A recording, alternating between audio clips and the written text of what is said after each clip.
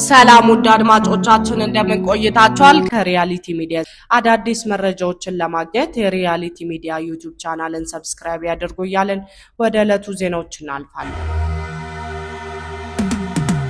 ከ40 ዓመት በላይ መምህራንን በማሰልጠን የሚታወቀው የደሴ መምህራን ማሰልጠኛ ኮሌጅ በመምህርነት በዲግሪና በዲፕሎማ የሚሰለጥኑ ተማሪዎች በወር ለምግብ የሚሰጣቸው 760 ብር ለመኖር ስላላስቻላቸው ሰው ቤት ተቀጥረው በቤት ሰራተኝነት ከጫካ ጭራሮ እየለቀሙ የራሳቸውን ምግብ ለማብሰል መገደዳቸውን ገልጸዋል። ከነዚህ ተማሪዎች አንዱ በእንጨት ለቀማ ወቅት ህይወቱ እንዳለፈም ሰልጣኞቹ ተናግረዋል። በወር የሚከፈላቸው 760 ብር ነው። አንድ እንጀራ ለመግዛት የዋጋውን ውድነት አልቻሉትም። ከዚህ ኑሮ ውድነት በመነሳት ወንዶች ኩሽና ተፈቅዶላቸው እንጀራ እየጋገሩ እየኖሩ ናቸው። ነገ ተማሪዎችን ለማስተማር የሚሰለጥኑ መምህራን የሚማሩት ሳይሆን የሚበሉትን በማሰብ የማገዶ እንጨት በመልቀም የቀን የጉልበት ሰራተኛ በመሆን እንዲሁም ሊጥ አብኩተውም ለምግባቸው የሚሆን እንጀራ በመጋገር ጊዜያቸውን ያሳልፋሉ ነው የተባለው። ሰልጣኞቹ ለዶቼ ቬለ ሬዲዮ እንዳሉት በ760 ብር የምግብ ወርሃዊ ክፍያ የመኖሪያ ቤት ተሰጥቷቸው በኮሌጅ የሚማሩ ተማሪዎች ከትምህርት በኋላ የሚመገቡት ምግብ ለማብሰል በደሴ ወደሚገኙት የጦሳ አዘዋና ሌሎች እንጨት ለመልቀም ወደሚያስችላቸው ጫካዎች ሲያመሩ ከሞት ጋርም ተጋፍጠዋል። ለመማር በጣም አስቸጋሪ ስለሆነ በጦሳ ተራራ እንዲሁም በአዘዋ ተራራ ካለቀምን በስተቀር እንጨት አይገኝም ብለዋል። በዚህም አንድ ሳሙኤል የተባለ የእንግሊዘኛ ክፍል የዲግሪ ተማሪ በጦሳ ተራራ እንጨት ሊለቅም ሄዶ ህዳር 28 ቀን ህይወቱ አልፏል። ችግሩ በተለይ ሴቶች ላይ የጎላ ነው የምትለው ሰልጣኝ ተማሪ የግማሽ ቀን የቤት ሰራተኝነትና በሌሎች ስራዎች ራሳችን እየደጎምን ነው ትምህርት የምንማረው ብላለች። የኑሮ ሁኔታ በጣም ከባድ ነው። የሚከፈለን ብር 760 ነው። ባለን አቅም እየሰራንም ነው የምንማረው። በትምህርታችን ላይ ውጪ ውለን ስንገባ እየደከመን ማጥናት እንቸገራለን። እንጨት ለቅመን ነው የምንማረው። ወንዶችም እንጨት እየለቀሙ እየጋገሩ ይማራሉ ስትል ተናግራለች። አሁንማ ስራም ጠፍቷል። አሁን የቀን ስራ ሰርተን ለመማር የማንችልበት ጊዜ ላይ እንገኛለን የሚለው ተማሪ ወቅታዊ ሁኔታው ተጨማሪ ስራ ሰርተን ለመማር አላስቻለንም ብሏል። ሴቶች የግማሽ ቀን ስራ ካገኙ ይሰራሉ፣ ወንዶች ቅዳሜና እሁድ ይሰራሉ። ዘንድሮ ግን የለም፣ መስራት አትችልም። የተግባር ልምምድ ስለምንሄድ ትንሽ ከበድ ይላል። ባለፈው ዓመት ይሻላል። ውጭ ላይም ትንሽ አስፈሪ ነው ሰዓቱ ሲል ገልጿል።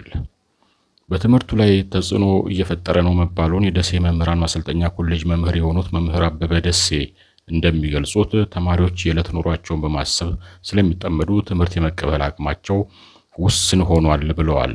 ግማሾቹ የቀን ስራ ሰርተው ነው የሚኖሩት። ሴቶችም ቢሆኑ በእንጀራ ጋጋሪና ካፍቴሪያ ውስጥ ተቀጥረው እየሰሩ ነው። ክፍል ውስጥም ገብተው ስታይ በአብዛኛው ከሚማሩት የሚያንቀላፉበት ነው የሚበልጠው። ወጥተው የሚመገቡት የለም ሲል አስረድቷል። የደሴ መምህራን ማሰልጠኛ ኮሌጅ ዲን ዶክተር ሐሰን ወርቁ በበኩላቸው ተማሪዎቹ ያሉበት ችግር ለመማር ማስተማር ሂደቱ ላይ እንቅፋት ፈጥሯል ብለዋል።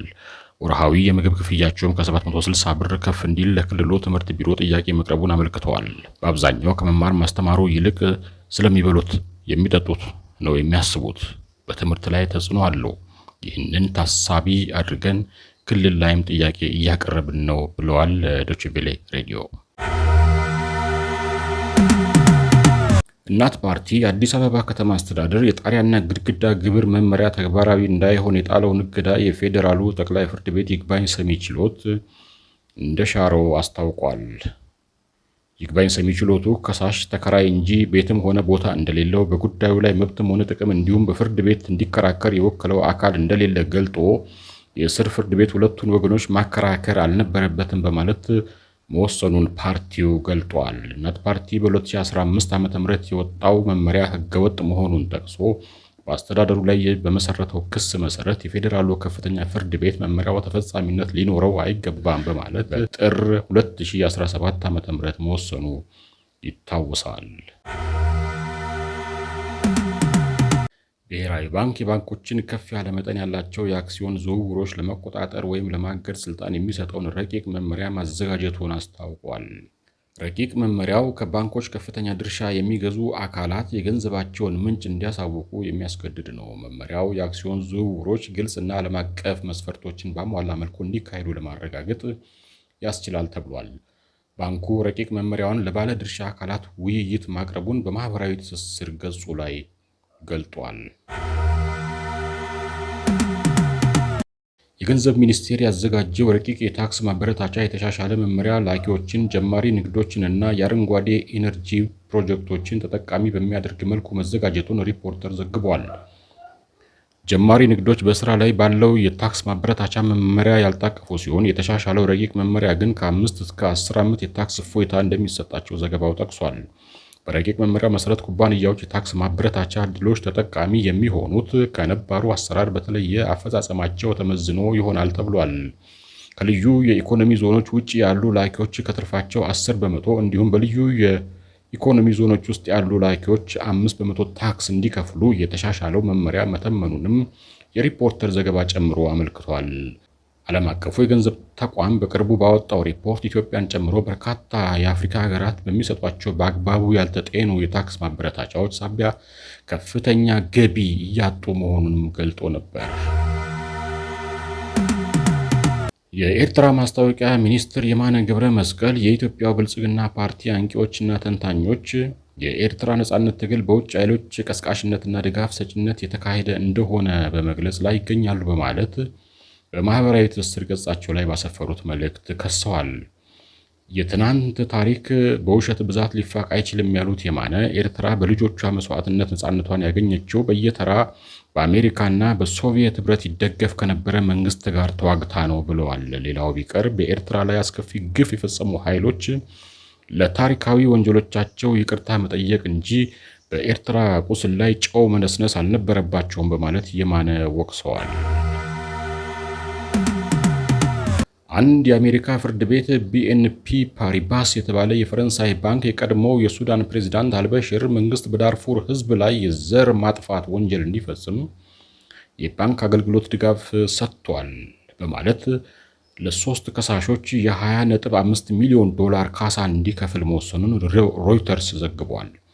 ፍርድ ቤቱ ይህን ውሳኔ የወሰነው ባንኩ አሜሪካ በሱዳን ላይ ጣለችውን ማዕቀብ በመተላለፍ ለሱዳን መንግስት ከፍተኛ መጠን ያለው የአሜሪካ ዶላር የማስተላለፍ አገልግሎት ሰጥቷል በማለት መሆኑን ዘገባው ጠቅሷል። የፍርድ ቤቱ ውሳኔ በአሜሪካ የሚኖሩ ከ20,000 በላይ የዳርፉር ስደተኞች መንግስት በወቅቱ ለፈጸመባቸው የሰብአዊ መብት ጥሰት የጉዳት የገንዘብ ካሳ እንዲያገኙ በር ሊከፍት እንደሚችል የከሳሾቹ ጠበቆች ተናግረዋል ተብሏል። የባንኩ ጠበቆች በበኩላቸው በፍርዱ ላይ ይግባኝ እንደሚጠይቁና የፍርድ ቤቱ ውሳኔም ሶስቱን ከሳሾች ብቻ የሚመለከት መሆን እንዳለበት መናገራቸውን የሮይተርስ ዘገባ ያመለክታል። የተከበራችሁ አድማጮቻችን ለዕለቱ የያዝናቸው ዜናዎች እነዚህ ናቸው።